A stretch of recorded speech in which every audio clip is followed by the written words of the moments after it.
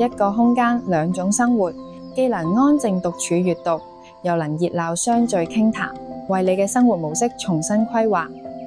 海德園坐落港島東核心地段，周邊配套完善，但係對戶主而言，最珍貴嘅配套係屋企入邊一個能安靜閱讀，又能熱鬧相聚嘅空間。喺香港呢個寸金尺土嘅城市，一個好嘅住宅設計早就超越咗單純裝修得靚嘅層次，而係點樣喺有限嘅尺數入邊，同時滿足空間、生活節奏同視覺美感。海德園呢個設計正正體現咗當代家庭對質感生活嘅追求。呢個573尺單位，我哋特別為鍾意閱讀同交流嘅戶主重新規劃。設計唔只要靚，更要創造一個寧靜嘅閱讀空間，同符合現代生活習慣嘅夢想家。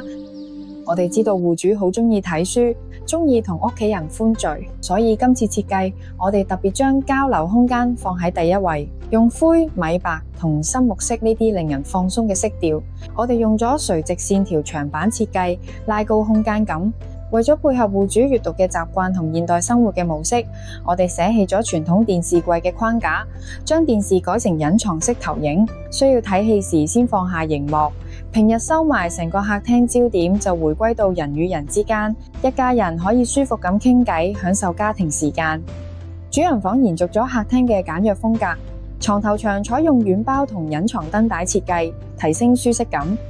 一體化嘅書台、梳妝位同大衣櫃完美結合，視覺上極簡整潔。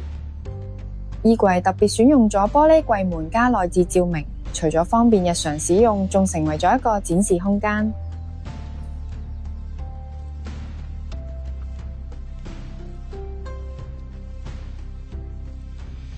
如果你對我哋嘅室內設計有興趣，不妨同我哋室內設計顧問查詢，我哋都想聽聽你所想。